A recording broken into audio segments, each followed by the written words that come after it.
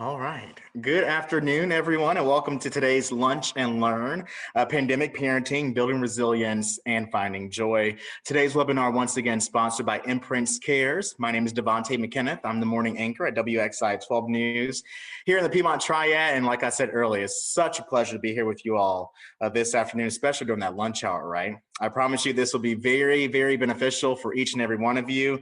If you're at home or in the office this afternoon and you have a question for any of the doctors involved, feel free to leave that in the Q&A portion of this feature, and we'll try to get those throughout the conversation as well.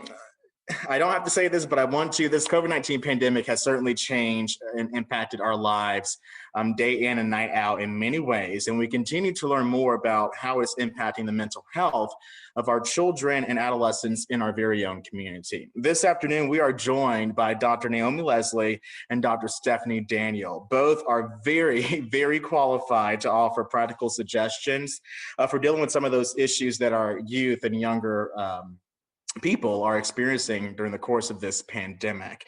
Dr. Naomi Leslie is a board-certified child and adolescent psychiatrist. Her official titles, plural with an S, titles, are Assistant Professor of Psychiatry and Program Director for Child and Adolescent Psychiatry Fellowship at Wake Forest Baptist Health, as well as the Medical Director at Cross North School and Children's Home. Dr. Stephanie Daniel is a clinical psychologist affiliated with Wake Forest Baptist Health as well, and their Department of Family and Community Medicine. She also served as the Executive Director of the Shoal Health Alliance. Dr. Leslie, Dr. Daniel, thank you both for being here this afternoon. We actually saw some sobering statistics about an increase in the rates of anxiety and depression during the course of this pandemic, especially among our younger teenagers. This question comes to us from a father who is worried about his daughter's feelings of isolation. Here it is. My family moved to the area during the summer with our 7th grade daughter. That transition was tough given that she was at home with us until she started in-person instruction back in April. And she says that she has no friends and hardly any chances to make friends because there are limited extracurricular activities and she's not really into sports. So she is tearful and miserable and spending lots of time virtually connecting to friends in our previous hometown. She begs to move back to Charlotte nearly every day. Please help. Yes, next slide, please. Thank you. So there are several issues to highlight in this particular scenario. One is it highlights the importance of peer connections and social interactions for social and emotional development and for well-being among our youth. And I think this situation is not uncommon in that we've heard of many folks that lost jobs and had to move or relocate to find new work or to move closer to family members in order to just have a place to live and to have food on their table while they're in search of new employment. So I think the pandemic has prompted a lot of moves and a lot of transitions for our young folks and families. So I think one strategy would be helping this young lady find ways to reconnect to activities that were similar to those that she was previously involved in when she lived in Charlotte. And this will serve a few purposes. First, it will help her build and develop new social connections locally. And I think Dr. Leslie and I are both hoping that with vaccine availability coming about for the age 12 and up group, that this may increase opportunities further for in-person gatherings and some semblance of normality may start to return as the vaccine becomes more, the uptake of the vaccine becomes more widespread. And then the second way that this may help is it may help her to re-engage with the activities themselves. And this can be a mood booster or a reset. If you're doing things that you like doing or enjoy doing, there's a lot of evidence-based or research that says that that actually helps to boost or improve your mood. And then the third way is that these types of activities may also help her to feel a sense of accomplishment or mastery.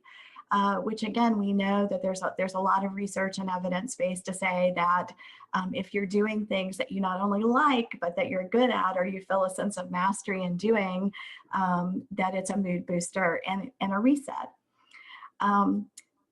Another strategy that we would offer in this particular situation is to consider getting involved in volunteer activities for youth. And volunteer activities, there are select activities that are available for ages 12 and up in our community. And we actually, in our department, have a listing of what some of those activities are. So we'd be happy to share that at some point if you have a young person who's interested in volunteering within the community. But we know, again, that volunteering can help folks feel connected to other people and can help them to feel like they're contributing to the greater good, which sometimes helps them to not think so much about the situation they're in, because they are building connections and they're contributing back to the greater good. The other thing is that there are school activities that promote volunteering or service opportunities. And those happen both at the middle school level and the high school level. So at the middle school and high school level, Crosby Scholars encourages service activities and hours. And so they also on their website have a list of structured activities that are available for young folks within our community. So that's a resource. Key clubs at the high school level, men's service clubs, women's service clubs at the high school level also offer structured volunteer activities. And so for this young lady, one of those options might be a great way for her to connect, make new friends, and to feel like she's building relationship with others, and again, contributing to the greater good. Another consideration for this young lady might be engaging in some faith-based activities for youth. And again, it's a great way to build social connection in a new home or geographic region. And I think one of the interesting things about our community is that our faith-based organizations have found ways to engage with our young people no matter what age they are. And it's looked different than what we may have been experiencing or anticipated pre-pandemic, but they've found ways to engage. So again, just thinking about opportunities that might help this young lady build connections. And then I think the other thing that was in this parent's question that was a little concerning, and it's hard to know and have all the details to inform a response here fully, but we do know that this young lady was tearful and that she was experiencing feelings of being miserable. And so if those behaviors and those feelings persisted, this would be another example where Dr. Leslie and I would both encourage that parent to reach out to a professional that might help be able to give some guidance related to further assessment and helping to meet this young lady's needs. And I want to follow up with that. How long is too long before we reach out for our children to get some help? Is there, let's say this child feels miserable for the past week, for the past 2 weeks, is there a certain time period or a time period that feels appropriate before we reach out to the doctors?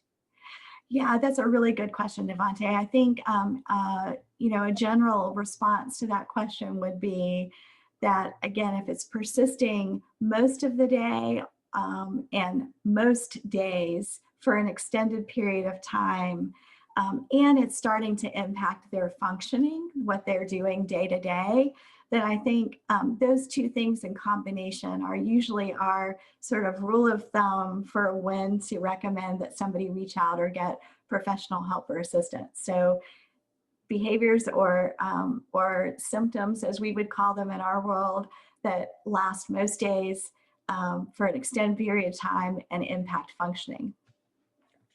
Dr. Leslie, you want to add anything to that? Yeah, I think it's hard.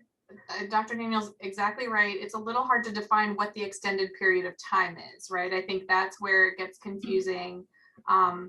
Technically, a definition of a depressive episode is anything longer than 2 weeks, where it is lasting most of the day for most days. And so if there's a specific event, if there's a death in the family or a very specific event that you can see that the kid has been linked to their looking more depressed or much more anxious, and within the first couple of weeks afterwards they seem to gradually have had a major problem but then gradually be getting better, you may wait and hold off. But very often these things don't have a clear onset, and it's more insidious. And then you look back and say, how long has it been since I've really seen my kid look joyful or be interested in doing the things they used to love? And if you can look back and say, I know that it's been at least 2 weeks that I haven't seen them really brighten, be able to brighten when there's something that clearly should be making them feel happy, that's a time to go ahead and call, because then it's going to probably take you another couple weeks to get in to see somebody anyway. And if you need to, if the kid pops out of it, great, cancel your appointment, right? But if the depression symptoms are persisting, it's better to get linked in with somebody sooner. Gotcha. Thank you, ladies. Well, thank you both so much for your time this afternoon. And thank you all our participants, for coming in to our webinar on this Tuesday. We will be sending out more information about the programs that Imprints Cares offers to all the participants rather. That will be sent out sometime today, I believe. And you can also always find much more information at imprintscares.org. Dr. Stephanie Daniel, Dr. Naomi Leslie, thank you so much again.